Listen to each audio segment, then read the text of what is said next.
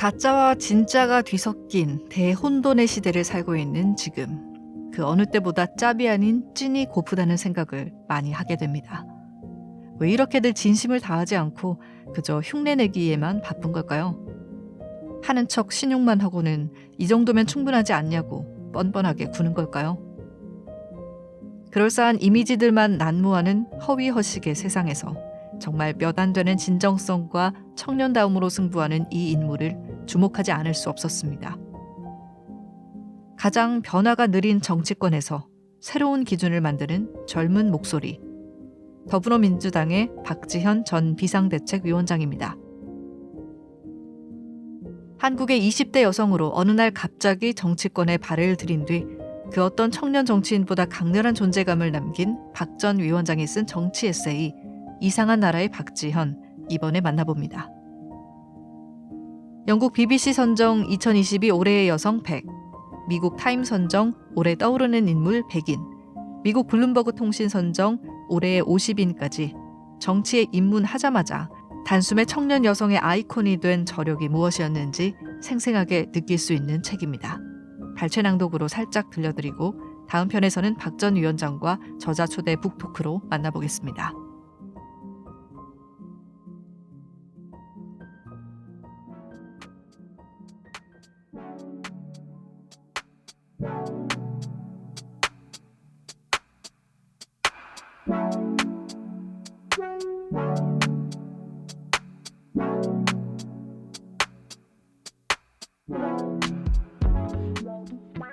고위전략회의가 그렇게 싫었던 이유는 그 안에서 10대 1로 이른바 다구리를 당하는 느낌이었기 때문이다. 비대위 회의는 청년 위원들도 있어서 그나마 토론 분위기가 만들어졌다. 그런데 고위전략회의는 나를 제외하고 모든 사람이 남성 중진 위원들이었다. 이들과 함께하는 자리에서 나는 비대위원장이 아니었다. 내가 말할 때 듣는 사람이 거의 없었다.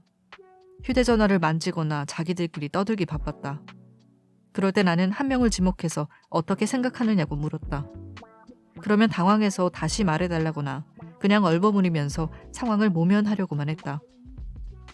박 위원장이 민주당 안에 있어보지 않아서 그러는데, 박 위원장이 잘 몰라서 그러는데, 당원 당규를 몰라서 그러는데, 온갖 그러는데를 들먹이며 내 의견을 무시했다.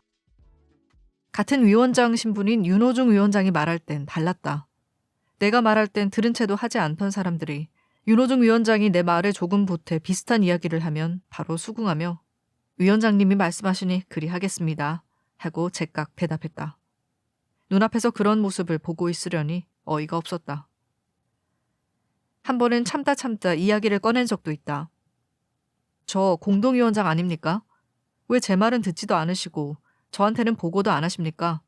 저 좀 패싱하지 마세요 라고 말했다. 그러자 자리에 있던 분들은 당황하며 오해라고 손사래를 쳤다. 그동안 참아왔던 이야기를 하는데 괜히 서러워서 눈물이 날까 싶어 눈을 부릅뜨고 이야기했다. 떨리는 목소리를 감출 순 없었다. 그리고 며칠간 달라지는 것 같긴 했다. 그래봤자 일주일도 가지 않았지만. 이런 태도의 이유는 무엇일까? 내가 한참 어린 20대라서? 정치를 안 해본 사람이어서? 서러운 마음이 들었지만 그럴수록 강해져야겠다는 다짐을 하게 됐다. 이 정도로 기죽으면 정치하면 안 되지 하는 생각을 내 마음속에 새기고 또 새겼다. 비대위원장직을 제안받았던 그때로 돌아가고 싶다는 생각도 했다. 그때로 돌아갈 수만 있다면 나는 내 권한이 어디서부터 어디까지인지 분명히 확인받고 수락했을 것이다.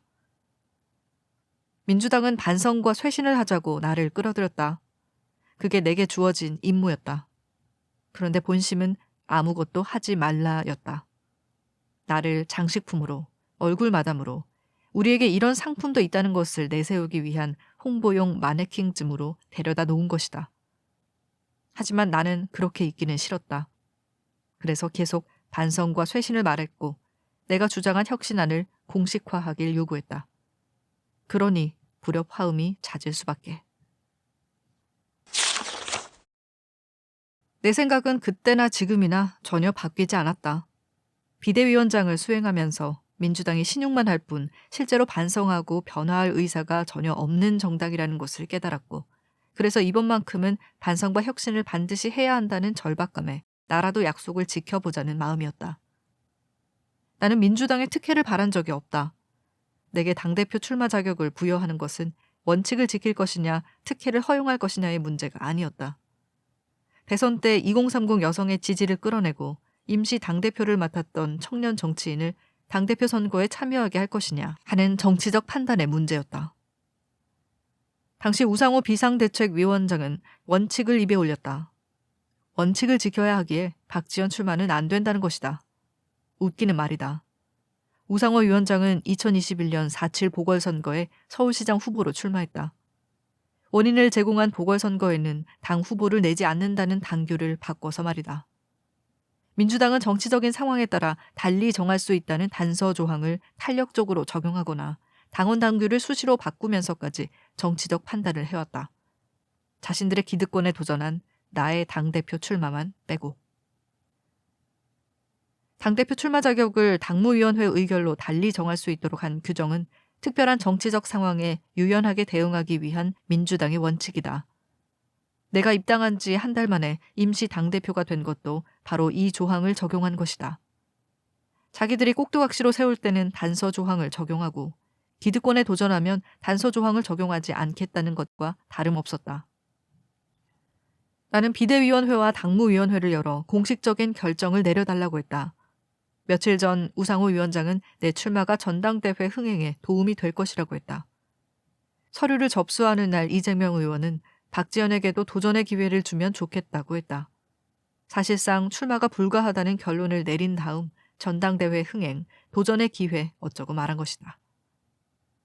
속은 검은데 겉은 하얀 것처럼 발언하는 것은 그냥 양두구육 정치일 뿐이다.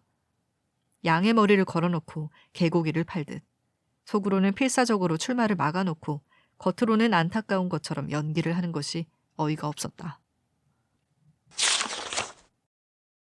민주당의 가장 큰 문제는 강성 팬덤에 휘둘린다는 점이다. 강성 팬덤과 철험회 의원들이 주도한 검찰개혁은 국민적 지지를 얻지 못했다. 강성 팬덤과 맞선 나는 비대위원장 임기 동안 계속 공격을 받았다. 우리 편이니까 싸우면 안 된다는 말도 참 많이 들었다. 내부 총질이라며 말이다. 그런데 바로 이런 논리 때문에 우리 민주당이 국민에게 버림을 받고 사면패를 당한 것 아닌가? 문제가 있으면 지적해야 한다. 묻어두고 가면 개선할 수 없다. 선거 때니까 싸우지 말자. 지금은 국민의힘과 싸워야 하니까 싸우지 말자. 이런 핑계를 대면서 내부 혁신을 하지 못해서 결국 진 것이다. 대정부 투쟁을 하지 말자는 것이 아니다. 그것도 하지만 내부 혁신을 두고도 치열한 토론을 해야 한다는 거다. 우리 당이 내부 총질이라는 말로 당내 민주주의를 얼마나 억압해왔는지 뼈저리게 느끼고 있다. 내부 총질이라는 말은 당의 다양성을 억압하고 토론과 설득의 공간을 삭제하는 발언이다. 토론은 사라졌고 국민의 신망을 잃었고 정권 교체까지 당했다. 당내 강성 지지층과 그렇지 않은 지지층 사이의 간극이 너무 커져버렸다. 중도 지지층의 이탈이 늘었고 강성 지지층은 중도에서 멀어져 극단을 향해 가다 보니 점점 국민의 시선에서 멀어지게 돼버렸다. 저는 생각이 다릅니다. 라고 말하는 순간 내부 총질 하지 마. 너 수박이지? 너 2번 찍었냐? 타 정당으로 가라. 하는 식이다. 논점을 흐리며 비아냥거리는 조리돌림이 난무해왔다. 조금만 다른 의견을 내면 내부 총질이라고 규정하는데 어떤 사람이 자신의 의견을 편하게 말할 수 있을까? 이미 많은 이가 민주당에서 합리적인 비판이 사라졌다고 말한다. 슬픈 이야기다. 강성 지지층은 정치인을 정치인이라기보다 아이돌로 인식하고 있는 것 같다. 정치인이 어떤 정치를 하는지, 어떤 법안과 정책을 만들어 국민께 이로운 일을 하는지 지켜보고 때로 잘하지 못할 때는 쓴소리도 마다하지 않는 것이 지지자의 역할이라고 생각한다. 강성 지지자들은 뇌 빼고 지지, 무지성 지지라는 말로 K-팝 팬덤 문화에서 20년 전에 끝난 덕질을 정치인을 대상으로 하고 있다. 결국 내부 총질이란 말을 남발하면서 중도층이 떠난 민주당의 당내 민주주의는 사라져버렸다. 다양한 의견이 교환되고 때로는 조금 아프더라도 합리적인 비판을 수용하고 자성해야만 민주당이 바로 설 수 있는데 여전히 당과 강성 지지층은 이러한 문제를 제대로 인식하지 못하는 것 같아 너무 안타깝다. 민주당은 민주주의가 곧 당의 강령이다. 다양한 목소리가 발현되고 다양성이 존중돼야만 민주당의 미래가 있다. 즉, 민주당 가치의 핵심은 다양성인 것이다. 지금처럼 당내 폭력적 팬덤과 강성 지지자들에게만 의탁한다면 민주당은 국민과 중도층을 영원히 잃게 될 것이다. 내부 총질하네 라는 말보다 그렇게 생각하는 이유가 무엇인지 알려주세요 라는 말로 소통 문화를 바꿔야 한다. 그래야 당내 민주주의가 차근차근 바로 설 것이다. 요즘 아이돌 팬덤은 자신들의 아이돌이 사회에 부정적인 영향을 미치거나 공인으로서 부적절한 행보를 보이면 더 먼저 나서 이를 바로잡으려 하는 경향이 있다. 실제로 일부 아이돌 팬들은 지난 4월 엔터사들아 지구 혼자 쓰냐? 라는 글이 쓰여진 박스를 아이돌 소속사 앞에 두고 시위를 했다. 이들은 아이돌 팬들 사이에 앨범 사재기를 종용하는 소속사와 그 가수들을 비판하며 K-pop for Planet 퍼포먼스를 했다. 1, 2세대 아이돌이 마약을 하거나 범죄로 구속되는 일을 많이 봤기 때문에 3세대 아이돌 팬덤 사이에서는 자신의 아이돌이 사회적 통념에 그릇된 행동을 하면 더 엄격하게 대응하며 자신의 아이돌을 두고 무작정 착한 사람, 좋은 사람이라고 말하지 않는 것이다. 정치에 팬덤이 있어야 한다면 이런 건강한 문화가 형성된 팬덤이어야 한다. 민주당은 지지자의 헌신과 참여로 성장해온 정당이다. 김대중 전 대통령은 호남인과 민주화 세력의 강력한 지지를 받았다. 노무현 전 대통령은 지역주의 극복을 염원하는 지지자들이 만든 노사모가 있었다. 문재인 전 대통령을 지지하는 사람들은 2015년부터 온라인 당원으로 입당해 정당 내 의사결정에 적극적으로 영향력을 발휘했다. 문재인 정권 때부터 정치인 팬클럽은 폭력적인 팬덤으로 변질되기 시작한 것 같다. 민주당을 국민과 멀어지게 만들고 사면패의 늪에 빠지게 한 강성 팬덤의 역사가 여기서 시작됐다. 문재인 대선 후보 시절 그의 지지자들은 후보의 비판적인 국회의원에게 문자 폭탄 공격을 퍼붓기 시작했다. 2017년 대선 경선을 할 때는 매우 심했다. 이러면 안 된다는 비판 여론이 높았다. 이때 문재인 후보가 결정적인 실수를 한다. 문자 폭탄은 경쟁을 흥미롭게 만들어주는 양념 같은 것이라 했던 것이다.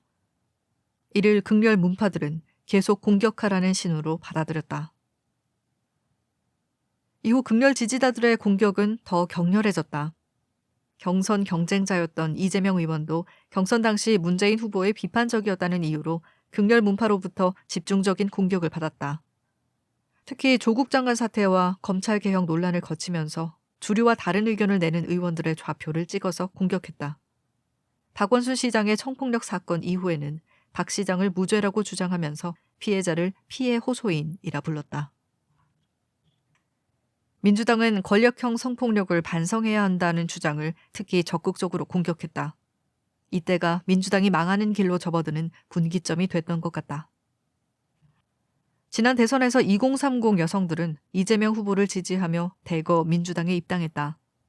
이들 중 일부는 이재명 의원에 대한 적극적 지지의 표현으로 개딸, 드라마 응답하라 1997에서 자유분방한 성격의 딸을 성질머리가 대단하다고 개딸이라고 부른다. 을 자처했고 이들은 극렬 문파의 뒤를 잇는 강성 팬덤으로 자라났다.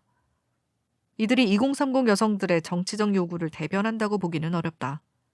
현재 개딸을 자처하는 이들이 보여주는 모습은 조국을 지지하고 박원순 전 시장을 옹호하는 극렬 팬덤과 궤를 같이 하고 있다고 보는 것이 맞는 분석일 것이다. 안타깝게도 개딸은 민주당을 지지한 2030 여성의 정치적 대표성을 획득하는 데 실패하고 기존의 극렬 팬덤의 일부분으로 전락한 듯하다.